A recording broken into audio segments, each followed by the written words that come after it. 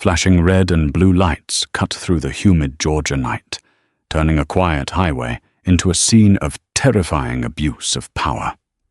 Officer Craig Mitchell thought he had pulled over just another helpless target, someone he could bully, threaten, and silence. He was dead wrong. Sitting behind the wheel was Colonel Daniel Henderson, a decorated military veteran who refused to be intimidated. What started as a racist traffic stop is about to end with heavily armed military police locking down the entire town. Dusk had just begun to settle over the sprawling pine forests of southern Georgia, painting the sky in bruised shades of purple and orange. Colonel Daniel Henderson navigated his slate-gray 2022 Chevrolet Tahoe down the two-lane expanse of County Route 9. He was exhausted, but it was a deeply satisfying kind of exhaustion. At 52 years old, with 28 years of active duty service under his belt, Daniel had seen the worst the world had to offer. From the blistering, dust-choked streets of Fallujah to the unforgiving mountains of the Korengal Valley, he had built a career on maintaining absolute composure under devastating pressure.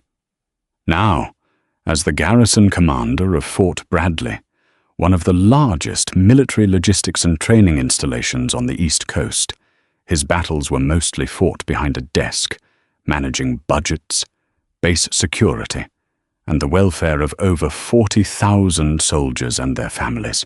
He was in civilian clothes, a crisp navy blue polo shirt and neatly pressed khaki trousers, returning from a weekend leadership conference in Atlanta. The radio hummed quietly with a classic jazz station, providing a soothing soundtrack to the monotonous hum of his tires against the asphalt. He had set his cruise control precisely to the posted limit, 55 miles per hour. As a man who enforced regulations for a living, he was meticulous about following them himself. He was only 20 miles from the reinforced gates of Fort Bradley, looking forward to nothing more than a hot shower and a decent night of sleep. Then the headlights appeared in his rearview mirror. They were moving fast, aggressive, eating up the distance between them in seconds. Daniel instinctively tapped his brakes to disengage the cruise control, assuming the driver behind him was in a rush and would pass on the dotted yellow line. Instead, the vehicle practically glued itself to the Tahoe's rear bumper. Daniel glanced in the mirror, his sharp eyes catching the faint, unmistakable silhouette of a push bar and the low profile of a light bar mounted on the roof. It was a local police cruiser. Oakhaven County Sheriff's Department, most likely. Oakhaven was a notoriously problematic jurisdiction. It was a small, economically depressed municipality that bordered the federal lands of Fort Bradley. The town practically funded itself on predatory traffic citations, and the local department had a dark, poorly kept reputation for racial profiling. Daniel knew the statistics. His own provost marshal had briefed him multiple times about junior enlisted minority soldiers being harassed, searched without cause, and slapped with exorbitant fines while driving through Oakhaven. Daniel's hands tightened slightly on the leather-wrapped steering wheel at the 10 and 2 positions. He watched the mirror. The cruiser tailed him for 3 miles, weaving slightly, trying to find a reason, any reason, to initiate a stop. Daniel maintained a steady 55, keeping his vehicle perfectly centered in the lane. Suddenly, the night exploded in a blinding array of strobe lights. Red and blue bounced off the tall pines lining the highway, illuminating the dark cabin of the Tahoe. Daniel let out a slow, controlled breath. He engaged his right turn signal, smoothly decelerating and pulling the heavy SUV onto the wide gravel shoulder. He placed the vehicle in park, turned off the engine, and rolled down all 4 windows, a standard safety measure to show he had nothing to hide. He turned on the interior dome light, illuminating the cabin, and placed both of his large, steady hands flat on the top of the steering wheel. He waited. In the rearview mirror, he watched the driver's side door of the cruiser swing open. Officer Craig Mitchell stepped out. Mitchell was a man in his early 30s with a tightly shaved head, an aggressive, strutting walk, and a tactical vest that looked more suited for a SWAT raid than a rural traffic patrol. Despite the fading light, Mitchell wore mirrored Oakley sunglasses. His right hand rested casually, yet deliberately, on the butt of his holstered Glock 17. Behind him, emerging from the passenger side, was a younger, thinner officer, Officer Timothy Barnes, a rookie barely out of the academy. Barnes hung back near the trunk of the Tahoe, his posture rigid and nervous, while Mitchell approached the driver's side window. Mitchell didn't bother with a greeting. He leaned in close, invading the space, the harsh scent of cheap cologne and chewing tobacco wafting into the pristine interior of the Tahoe. "License, registration, and proof of insurance," Mitchell snapped, his tone dripping with unearned authority and barely concealed contempt. "Good evening, officer," Daniel replied, his voice a deep, calm baritone. "My license is in my wallet, in my back right pocket. My registration and insurance are in the glove compartment. I will need to reach for them. Is that all right with you?" Mitchell chewed on his gum, his jaw working rhythmically. He seemed annoyed that Daniel knew the protocol, annoyed that he wasn't flustered. "Just get the documents. Keep your hands where I can see them." Moving with deliberate, slow precision, Daniel retrieved his wallet, extracted his Georgia driver's license, and then leaned over to pop the glove box, pulling out the neatly folded paperwork. He handed them through the window. Mitchell snatched the documents. He shined a high-lumen tactical flashlight directly into Daniel's eyes, an unnecessary and aggressive move designed to disorient. Daniel didn't flinch. He simply narrowed his eyes against the glare, his expression completely unreadable. "Daniel Henderson," Mitchell read aloud, mispronouncing the last name slightly, stretching it out as if mocking the syllables.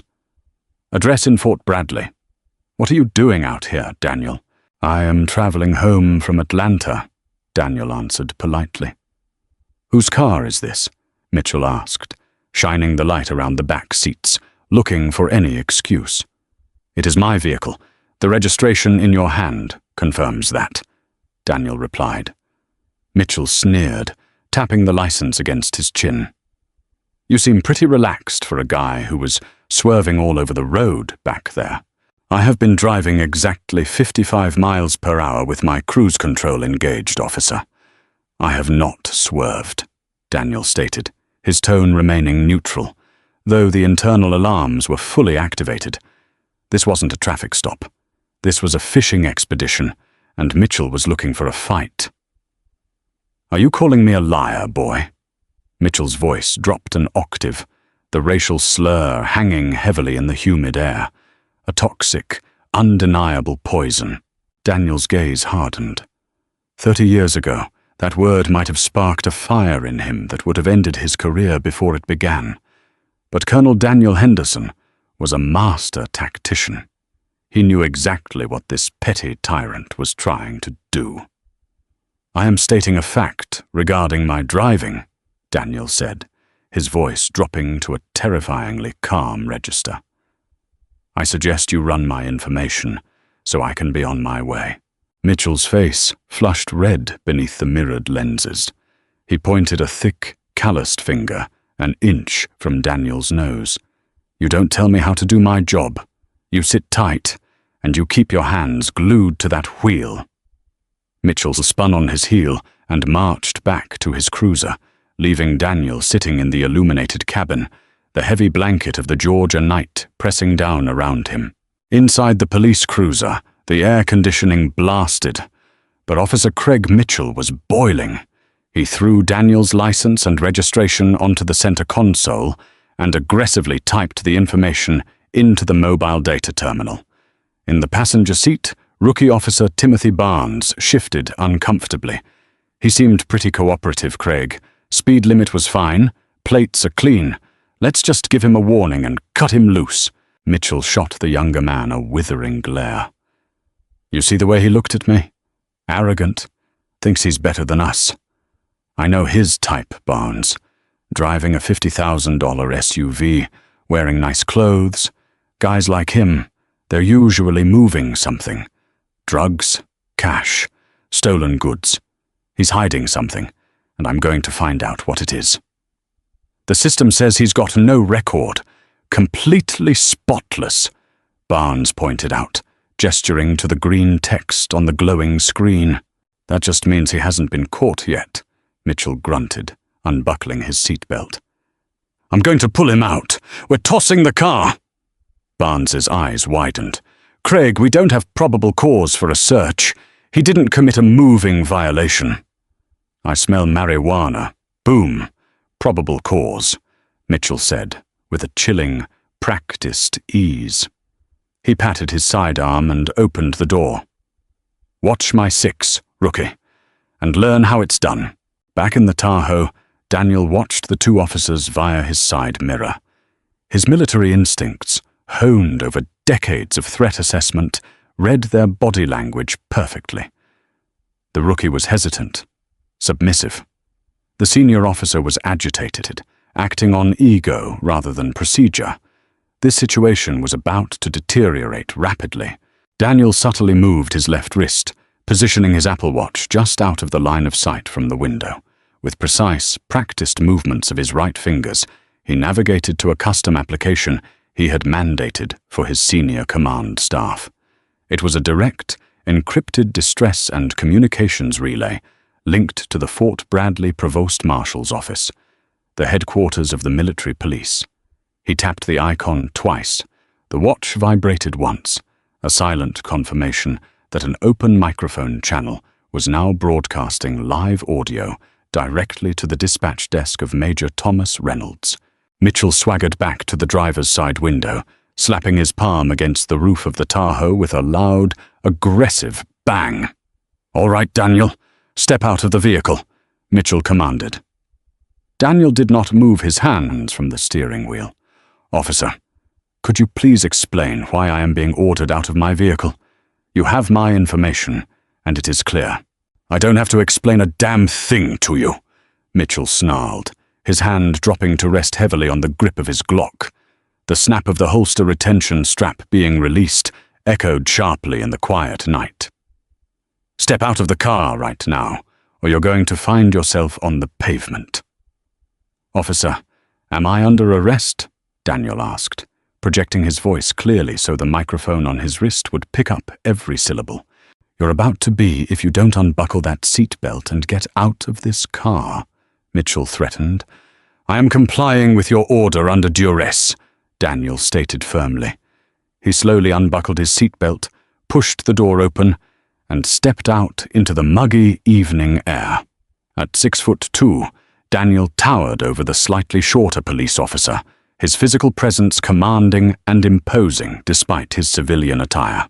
Mitchell immediately took a half step back, intimidated by Daniel's sheer size and the unyielding, fearless stare he was receiving. To compensate for his sudden insecurity, Mitchell turned up his aggression. He grabbed Daniel by the shoulder and spun him around, slamming him chest first against the side of the Tahoe. Legs spread! Hands on the roof! Mitchell barked. Daniel complied, gritting his teeth as the hot metal of the SUV pressed against his chest. He felt Mitchell's hands roughly patting down his waist, his legs checking for weapons. Stand back there, Mitchell ordered, pointing to the space between the Tahoe and the police cruiser. Barnes was standing there, looking pale and miserable. Daniel walked over slowly and stood beside the rookie, keeping his hands clasped casually in front of him. I am notifying you that I do not consent to any search of my vehicle, Daniel announced clearly, looking directly at Mitchell. Mitchell just laughed, a cruel, grating sound. I don't need your consent. I smell contraband. Mitchell pulled a flashlight from his belt and dove into the Tahoe. He began tearing the immaculate interior apart. He yanked the contents out of the center console, throwing charging cables, breath mints, and receipts onto the floorboards. He pulled the seats forward, ripped up the heavy rubber floor mats, and rummaged through the glove compartment, scattering Daniel's maintenance records everywhere. Daniel watched with a stoic expression. But beneath the surface, a cold, calculated fury was building. This was a violation. It was an assault on his dignity, his property, and his constitutional rights. He glanced sideways at Barnes. "Are you comfortable with what your partner is doing, officer?" Daniel asked quietly. Barnes swallowed hard, refusing to make eye contact. Just keep quiet, sir. Let him do his job." "This isn't his job," Daniel replied softly, "and your silence makes it yours." Inside the Tahoe, Mitchell popped the rear liftgate. The trunk space was mostly empty, save for a heavy, olive-drab canvas duffel bag, Daniel's military go bag, which he kept with him at all times per base regulations. Mitchell grabbed the bag by the handles and hauled it out, dropping it onto the gravel shoulder with a heavy thud. He unzipped it aggressively. Inside were a spare pair of combat boots, neatly rolled Army combat uniforms, ACUs, a tactical vest, and a small zippered pouch containing Daniel's official government credentials. Mitchell tossed the uniforms aside and grabbed the small pouch, unzipping it. He pulled out a thick plastic card. He shined his light on it. It was a United States Department of Defense Common Access card. It bore Daniel's photograph, a barcode, and his rank. Mitchell froze for a second, staring at the card. The rank insignia was an eagle. The text read, "Henderson, Daniel, Colonel, U.S. Army, Garrison Commander." For a rational man, this would be the moment to freeze, apologize profusely, put the bag back, and walk away. But Craig Mitchell's ego was far too fragile for rationality, and his racial bias ran far too deep. Instead of realizing he had just illegally searched the vehicle of one of the highest-ranking military officials in the state, Mitchell convinced himself of a different reality. He marched back to where Daniel was standing, waving the CAC card in the air like a prize. "You think I'm stupid?" Mitchell spat, stopping just inches from Daniel's face. "You think I don't know a fake ID when I see one?" "That is a federal government credential," Daniel said calmly. "Bull," Mitchell hissed. "People like you don't get to be colonels. Where did you steal this? Who did you buy this from?" The audacity of the statement hung in the heavy, humid air, so profoundly ignorant that it briefly defied logic. Colonel Daniel Henderson looked down at the officer, his dark eyes boring into Mitchell with the weight of decades of command experience. "I suggest you run that identification through your dispatch, officer," Daniel said, his voice dropping an octave, possessing the quiet, lethal authority of a man who commanded thousands of armed soldiers. "Because you have just unlawfully detained and illegally searched the property of the garrison commander of Fort Bradley. You are currently operating miles outside of any reasonable jurisdiction, and you are treading into federally actionable territory." The words were precise, legally sound, and delivered without a hint of fear. To a bully like Mitchell, fearlessness was the ultimate insult. Mitchell's face contorted into an ugly, hateful mask. He glanced quickly at Barnes. "Go sit in the cruiser, rookie, now." Barnes hesitated. "Craig, if he's military—" "I said go sit in the damn car!" Mitchell roared. Barnes flinched, looking helplessly at Daniel for a fleeting second, before turning and scurrying back to the patrol car, shutting the door behind him. Now they were alone in the narrow space between the vehicles. Mitchell reached up to the center of his tactical vest. With a deliberate, loud click, he turned off his body camera. The small red recording light died. Daniel's pulse remained steady, but his mind raced. The turning off of a body camera was the universal preamble to police brutality. It was the moment the uniform ceased to represent the law and instead became a shield for criminal violence. "You think you're smart," Mitchell whispered, stepping so close that Daniel could feel the heat radiating from the officer's agitated body. "You think using big words and flashing some fake plastic card makes you untouchable. Mitchell reached down and unclipped the retention strap of his holster again, leaving his hand resting heavily on the grip of his pistol. "Let me explain how things work out here in the real world, boy," Mitchell hissed, weaponizing the slur again. "Out here on this dark road, I am the law. I am the judge. And if I want to be, I am the executioner. I could put a bullet in your chest right now. I could tell the brass you went for my weapon. I could tell them you resisted. My rookie will back up every word I say. And you know what? A jury in this county will believe me. They'll pin a medal on my chest for taking scum like you off the street." Daniel didn't blink. He didn't step back. He let the silence stretch for 3 agonizing seconds, ensuring that the microphone on his Apple Watch captured every single syllable of the death threat.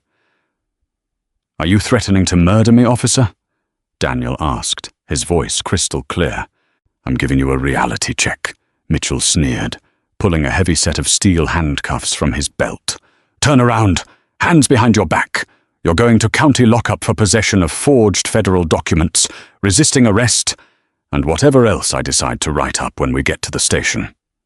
And I'm towing this fancy truck of yours." Daniel calculated his options. He could easily disarm Mitchell. He had the training, the size, and the element of surprise. But doing so would validate Mitchell's narrative. It would result in a messy, potentially lethal, physical altercation on the side of a highway. Daniel was a strategist. He preferred absolute, overwhelming, undeniable victory. He slowly turned around and placed his hands behind his back. Mitchell slapped the cuffs onto Daniel's wrists with vicious force, tightening them down until the steel bit painfully into the bone. "Let's see how arrogant you are sitting in a cage," Mitchell mocked, shoving Daniel forward. He aggressively guided the colonel toward the back of the police cruiser, opened the door, and forced him to sit awkwardly in the cramped, hard plastic seat of the patrol car. The door slammed shut, locking from the outside. Inside the cruiser it was sweltering. The partition separated Daniel from the front seats. He watched through the reinforced glass as Mitchell walked over to the Tahoe, clearly inspecting it for a tow. What Officer Craig Mitchell did not know was that 5 miles away, inside the secure perimeter of Fort Bradley, absolute chaos had just been unleashed. In the subterranean dispatch center of the Provost Marshal's headquarters, Major Thomas Reynolds had been listening. Reynolds, a hardened former ranger who had served under Colonel Henderson in Iraq, sat at his console, the blood draining from his face as the live audio fed through the speakers. He had heard the illegal search. He had heard the racial slurs, but when he heard the audible click of the body camera turning off, followed by the explicit threat to murder his commanding officer, Reynolds bypassed every standard operating procedure in the manual. Reynolds slammed his hand onto the red emergency lockdown button on his console. Sirens began to wail across the military police compound. "Dispatch, this is PM1, Reynolds barked into his headset, his voice cracking like a whip across the open frequency. "Declare a code black. The garrison commander has been illegally detained and directly threatened with lethal force by local law enforcement on County Route 9. Suspect has turned off his body cam. Repeat, the commander is under direct threat of execution."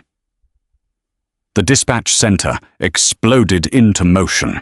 "Spin up the special reaction team," Reynolds roared, standing up from his desk and grabbing his own tactical gear.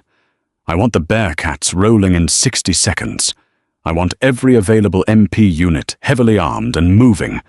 Nobody, and I mean nobody, touches the colonel." Outside, the quiet night of the military base was shattered by the roar of heavy diesel engines. 2 massive armored Lenco Bearcats, painted matte black and bristling with communication antennas, surged out of the motor pool. Behind them, a convoy of 6 military police SUVs, lights flashing, fell into a tight tactical formation.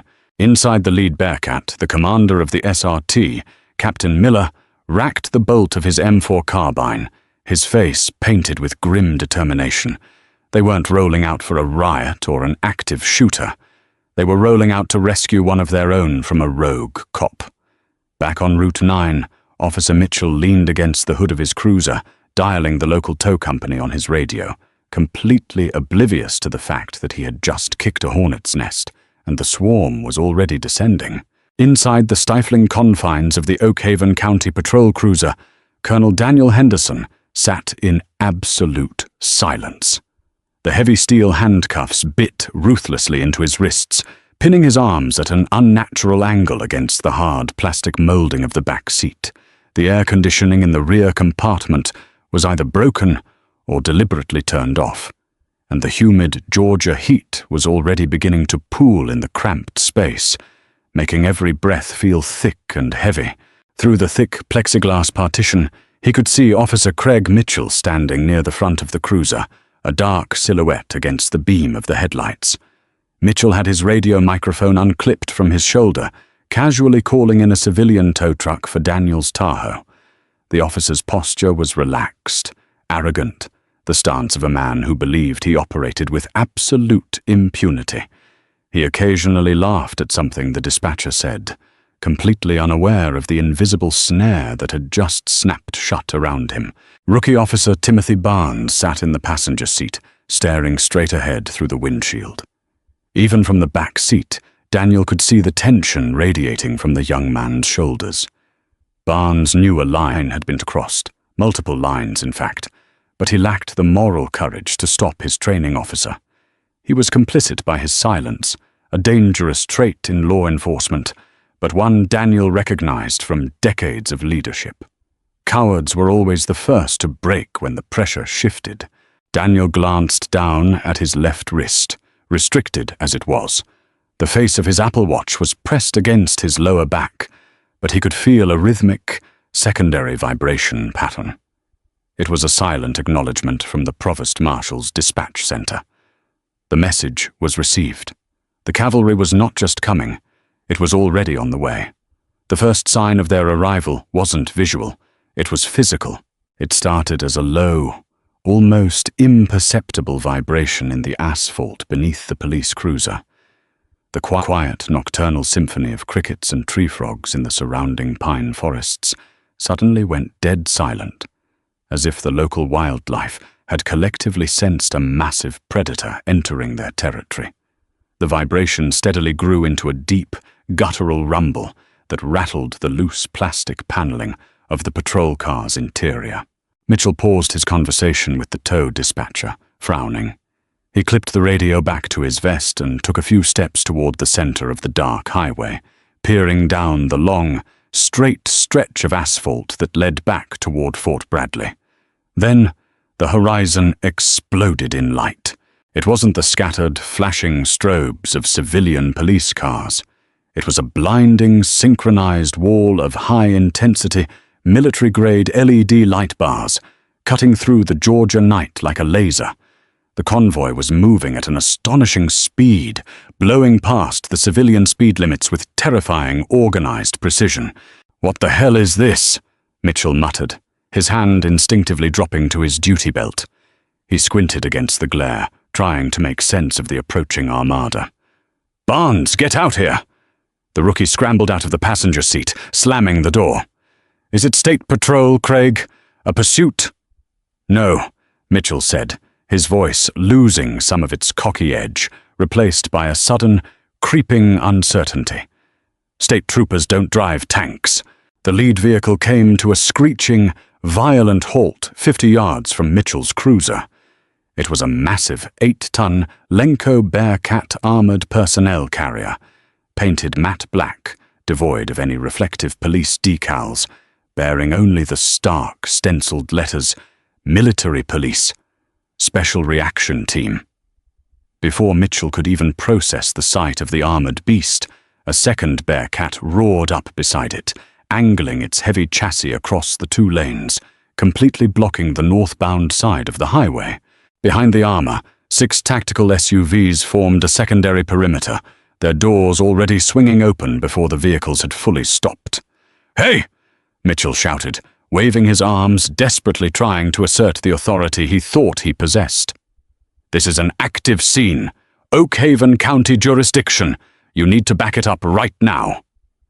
The response was instantaneous and overwhelming. "Dismount. Form perimeter.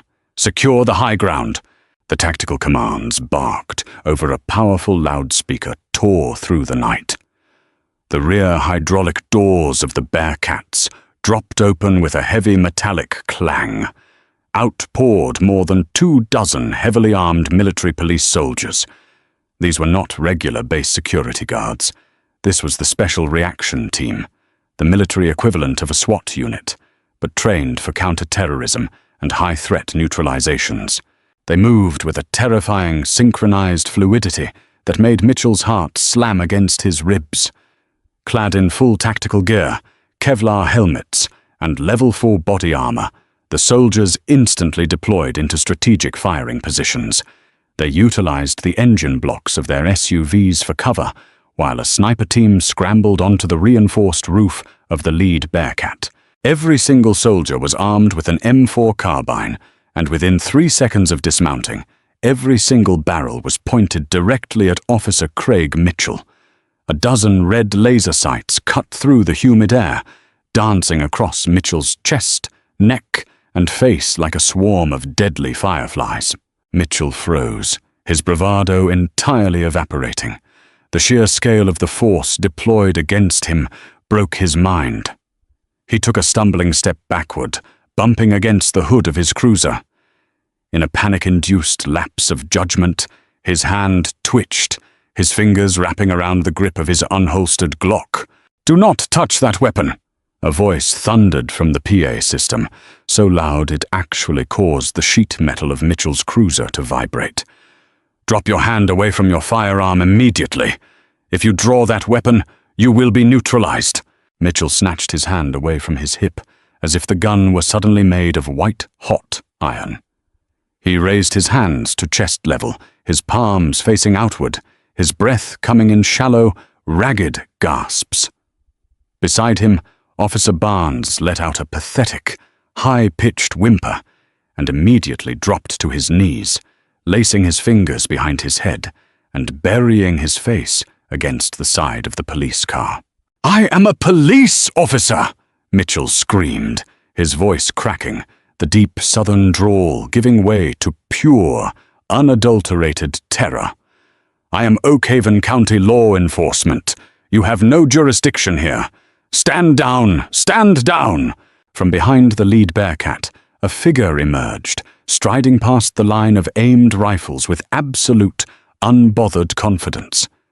It was Major Thomas Reynolds, the Provost Marshal of Fort Bradley. He was wearing his combat uniform, a plate carrier strapped tightly over his chest, his face set in a mask of cold, uncompromising fury. Flanking him was Captain Miller, the SRT commander, keeping his rifle at the low ready, his eyes locked onto Mitchell. Reynolds didn't use a megaphone as he closed the distance. He didn't need to.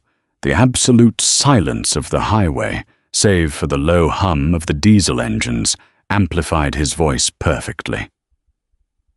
"Officer Craig Mitchell," Reynolds stated, the name sounding like a death sentence.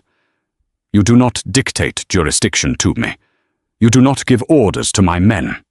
And you are about to understand exactly how badly you have miscalculated."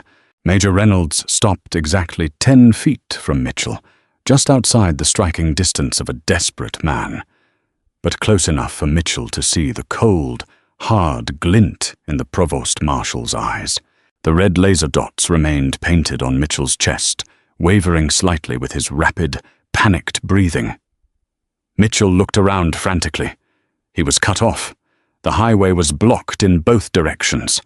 The dark tree line offered no escape, and even if it did, he knew he wouldn't make it 3 steps before being cut down by the sniper on the Bearcat.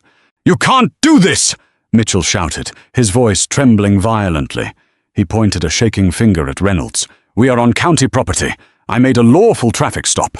I have a suspect detained in the back of my cruiser for possession of forged federal documents and resisting arrest. I am an officer of the law." Reynolds did not yell. He did not lose his temper. The quiet, lethal calm he projected was infinitely more terrifying than Mitchell's frantic screaming. "Let me educate you on the law, Officer Mitchell," Reynolds said, his voice a smooth, icy baritone.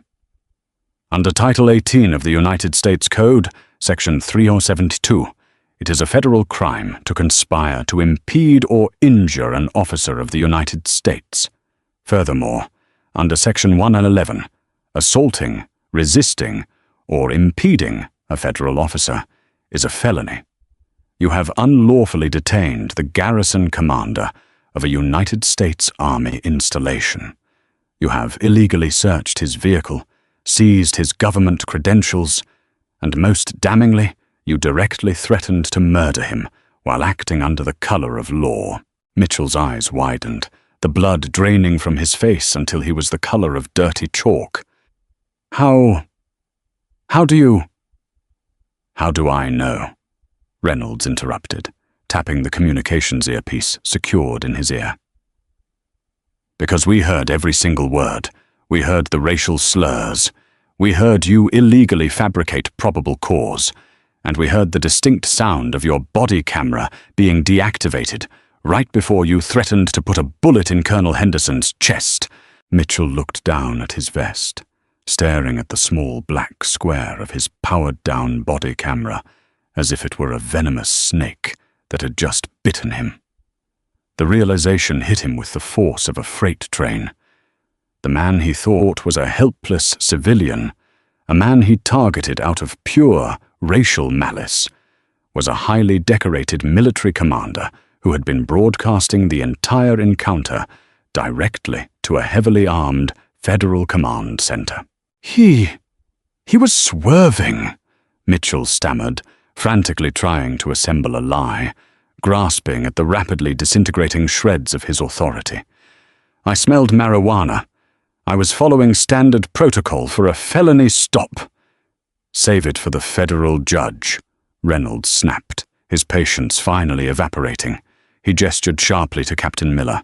"Disarm him." Captain Miller and 2 SRT soldiers moved forward with startling speed. "Don't touch me. I have immunity. My sheriff."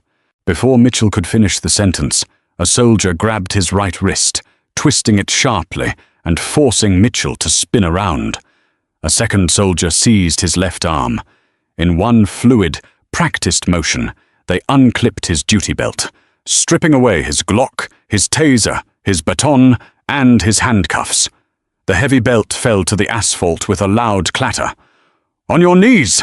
Captain Miller ordered, his voice devoid of emotion. Mitchell tried to resist, stiffening his legs. "You can't arrest a local cop. You have no civilian police powers here." Captain Miller kicked the back of Mitchell's right knee. The joint buckled instantly, and Mitchell slammed down onto the hard gravel of the shoulder, crying out in pain and humiliation. A heavy combat boot pressed firmly against the center of his back, pinning him to the ground. "We are detaining you under the Posse Comitatus Act, exceptions pertaining to the direct protection of federal personnel and assets, pending the arrival of civilian federal authorities," Reynolds stated, reading the legal justification with flawless precision. "You are not a cop right now, Mitchell. You are a hostile threat who has just committed a federal kidnapping." While Mitchell was being forced into submission, 2 other SRT soldiers moved to the side of the cruiser where Officer Barnes was still kneeling on the ground, weeping openly, his hands clasped behind his head. "Don't shoot! Please, I didn't do anything!" Barnes sobbed, his voice cracking. "I told him we didn't have probable cause. I told him to let it go. He wouldn't listen to me. I swear to God, I didn't want any of this." "Keep your hands on your head," a soldier instructed Barnes, patting him down for weapons and pulling his duty pistol from its holster. "Stand up. Face the car. Do not move." Reynolds ignored the blubbering rookie and marched straight to the rear passenger door of the Oakhaven cruiser. He peered through the glass, locking eyes with Colonel Henderson. Despite the heat, the handcuffs, and the chaos outside, Daniel's expression remained perfectly composed. Reynolds pulled the door handle. It was locked. He turned to look at the disgraced officer pinned to the asphalt. "Where are the keys, Mitchell?" Mitchell, his face pressed against the rough gravel, ground his teeth together, a final, pathetic spark of defiance flaring in his eyes. He remained silent. Captain Miller simply nodded to one of his soldiers. The soldier pulled a heavy steel breeching tool, a mini Halligan bar, from his back panel. He wedged the heavy steel claw into the gap between the rear door and the frame of the cruiser. Wait! They're in my left cargo pocket!" Mitchell screamed, realizing they were about to tear his expensive patrol car apart. A soldier reached into Mitchell's pocket, retrieved the keys and tossed them to Reynolds. The major quickly unlocked the door and pulled it open, a blast of stale, stifling air hitting him in the face. Reynolds immediately reached in, producing a universal handcuff key. He quickly unfastened the heavy steel cuffs, gently guiding Daniel's arms forward. "Are you injured, Colonel?" Reynolds asked, his tone shifting instantly from military aggression to deep, respectful concern. Daniel rubbed his raw, indented wrists, grimacing slightly as the blood rushed back into his hands. He rolled his shoulders, taking a deep breath of the cooler night air. "I am unharmed, Major," Daniel said, his deep voice remarkably steady. "Your response time was exemplary. We were tracking your vehicle's telemetry from the moment you hit the emergency relay, sir. We had the Bearcats spun up before he even got you out of the car," Reynolds replied, stepping back and saluting sharply. Daniel returned the salute, adjusting the collar of his polo shirt. He stepped out of the cramped cruiser, standing to his full, imposing height. He looked around the scene. The tactical perimeter was flawless. His soldiers were disciplined, holding their positions, neutralizing the threat without firing a single shot. It was a textbook operation. Then Daniel's gaze drifted down to the ground, where Officer Craig Mitchell was lying in the dirt, completely stripped of his weapons, his dignity, and his false sense of power. Daniel walked slowly toward Mitchell. The SRT soldiers stepped back slightly, giving the garrison commander space. Daniel stood over Mitchell, looking down at the man who, just 15 minutes prior, had called him a boy and threatened to execute him on the side of a dark highway. Mitchell twisted his neck to look up at Daniel. The mirrored Oakley sunglasses had fallen off during the scuffle, revealing eyes wide with panic, disbelief, and a dawning realization of the catastrophic magnitude of his actions. The sneer was gone. The racial hatred had been entirely eclipsed by raw, animalistic fear. "You thought the uniform gave you the right to be a predator," Daniel said, his voice quiet, carrying effortlessly over the low hum of the military vehicles. "You thought that because it was dark, and because you wore a badge, you could erase a man's rights, his dignity, and his life, just because you didn't like the color of his skin." I was just doing my job," Mitchell choked out, a pathetic, reflexive lie that he didn't even believe himself. "You were acting suspicious. Your job is to protect and serve," Daniel corrected him, his tone sharp as shattered glass. "But men like you don't care about service. You care about power. You look for the vulnerable. You look for the people who can't fight back. You pull over teenagers. You harass minorities. You extort the poor. And you hide behind the shield when someone questions you." Daniel leaned down slightly, forcing Mitchell to maintain eye contact. "But tonight, you picked the wrong man. You picked a man who has spent 30 years defending the Constitution that you just wiped your boots on. And you picked a man who commands an army." Daniel stood back up, turning his attention to Major Reynolds. "What is the status of civilian law enforcement?" "I bypassed Oakhaven County Dispatch entirely, sir," Reynolds reported. "I contacted the director of the Georgia Bureau of Investigation and the regional FBI field office in Atlanta the moment we deployed. The GBI special agent in charge is 2 minutes out. We will hold the perimeter and maintain custody until they arrive to formally process the arrest." As if on cue, the wail of sirens pierced the night from the opposite direction. 3 sleek, unmarked black Dodge Chargers, their grills flashing with blue and white strobes, tore down the highway, pulling up behind the military blockade. 4 men in suits and tactical vests bearing the letters GBI stepped out. Leading them was Special Agent in Charge Robert Callahan, a stern-faced veteran investigator who had built his career taking down corrupt local departments.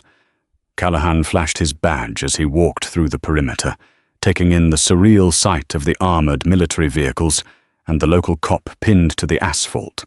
Callahan walked straight to Daniel, extending his hand. "Colonel Henderson, Agent Robert Callahan, GBI. I received Major Reynolds's briefing on the way here. I apologize that you had to experience this in our state, sir." "Thank you, Agent Callahan," Daniel said, shaking the man's hand firmly. "Major Reynolds has the audio recordings of the entire encounter secured on our servers." Callahan nodded grimly. He turned to look at Officer Timothy Barnes, who was still leaning against the patrol car, shaking like a leaf. "What about the rookie?" Callahan asked.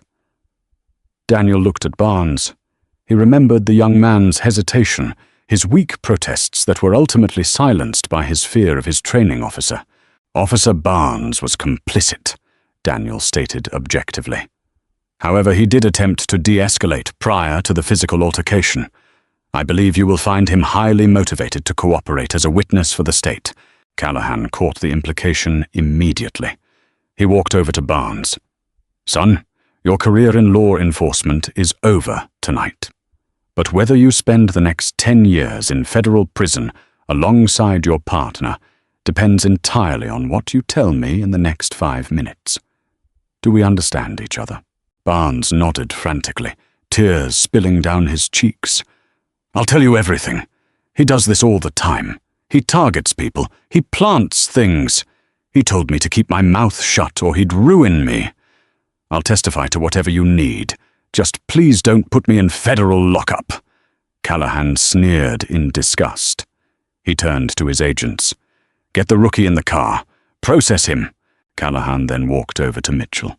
The SRT soldiers stepped back, allowing the state agents to haul Mitchell to his feet. Callahan pulled a pair of heavy cuffs from his belt.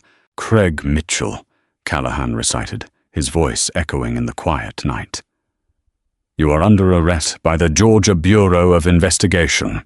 You are being charged with aggravated assault under color of law, false imprisonment, deprivation of civil rights, and making terroristic threats. The FBI will be adding federal kidnapping charges in the morning." As the cuffs clicked shut around Mitchell's wrists, a poetic reversal of fate that was not lost on anyone present. Mitchell began to hyperventilate. "My sheriff won't let you do this," Mitchell cried out, a desperate final plea to the corrupt system that had sheltered him for so long. "He'll call the governor. You can't just take me." Callahan chuckled, a dry, humorless sound. "Your sheriff is currently having his home raided by my agents as we speak, Mitchell. Your whole department is being dismantled tonight. You're done. Put him in the back of my car." Mitchell was dragged away, his legs practically dragging on the asphalt, his spirit entirely broken. He was shoved into the back of the unmarked Charger, the door slamming shut, locking him in the very cage he had so gleefully used to torment others. Major Reynolds turned to Daniel.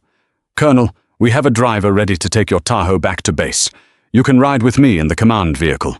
Daniel looked at his pristine SUV, then at the flashing lights, the armored vehicles, and the faces of the soldiers who had rushed into the darkness to protect him.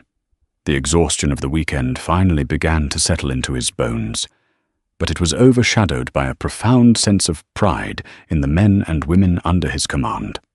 "No, Major," Daniel said, reaching into his pocket for his spare set of keys.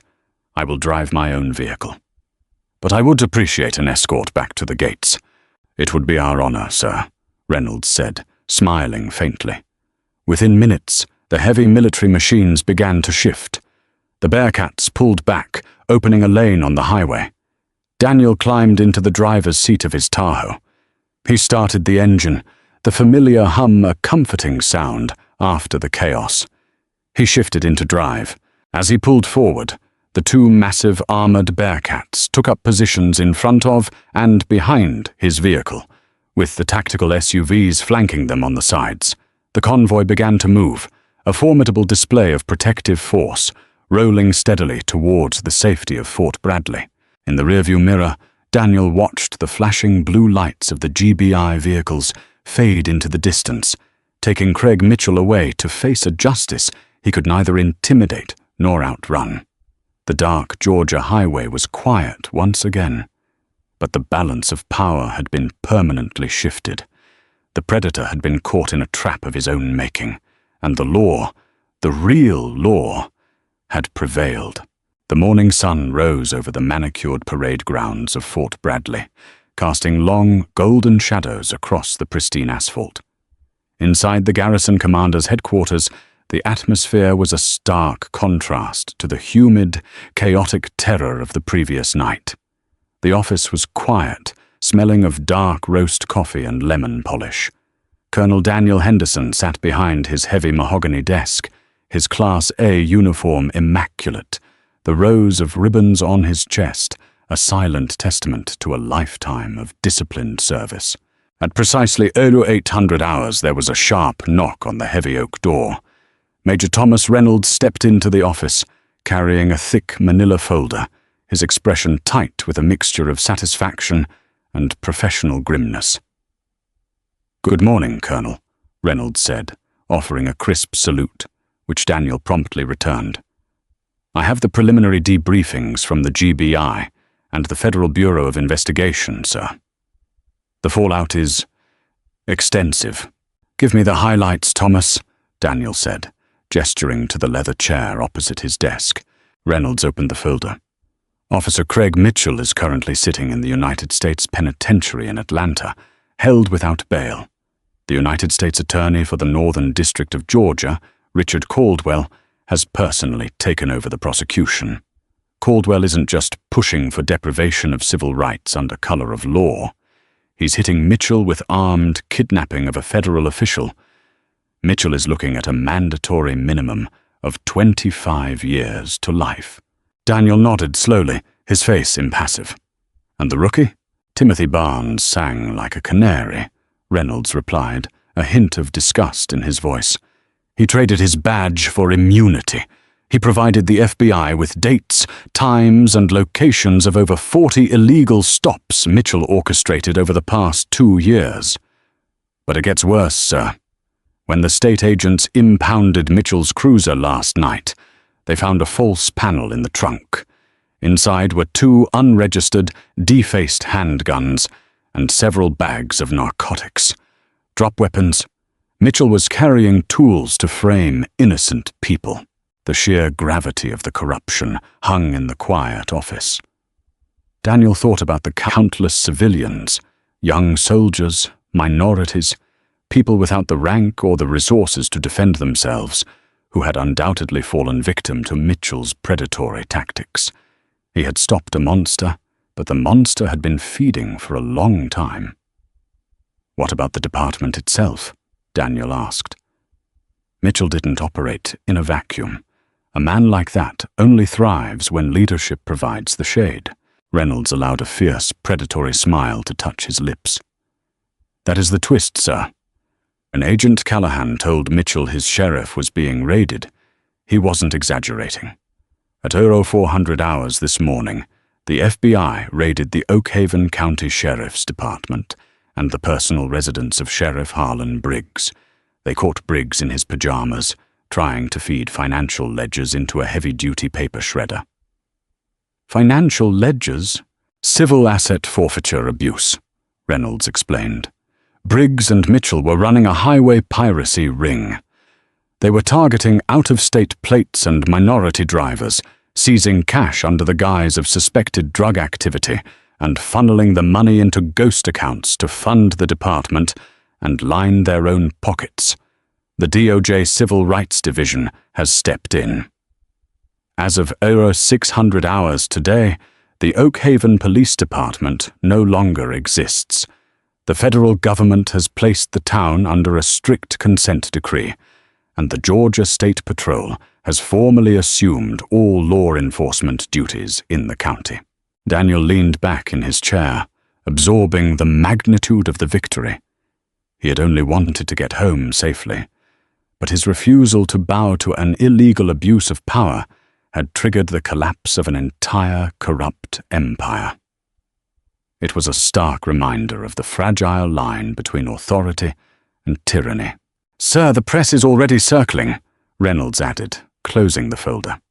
"The Pentagon has issued a holding statement, but local news outlets have footage of our Bearcats on the highway.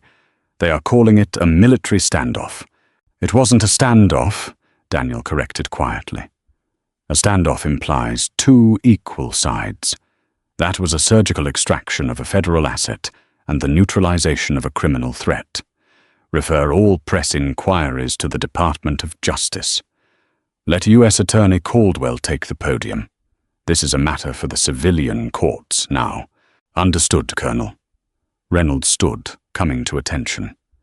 "For what it's worth, sir, the men in the Provost Marshal's office, the SRT operators, they are exceptionally proud to serve under your command. Nobody touches our own.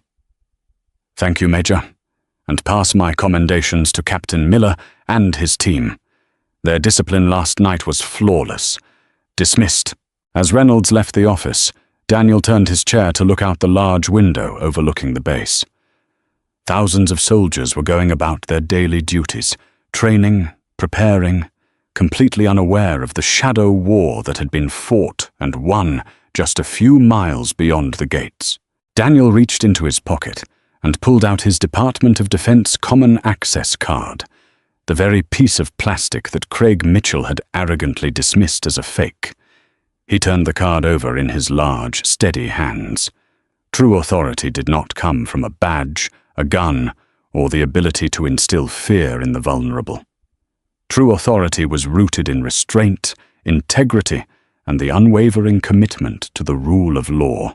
Craig Mitchell had sought out a victim in the dark, believing his badge made him a god.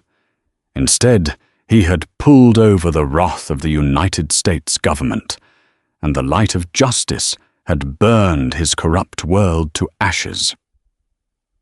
Daniel slipped the card back into his pocket, turned back to his desk, and got to work. True power isn't about the volume of your voice or the weapon on your hip. It's about the integrity to stand unshakable against corruption.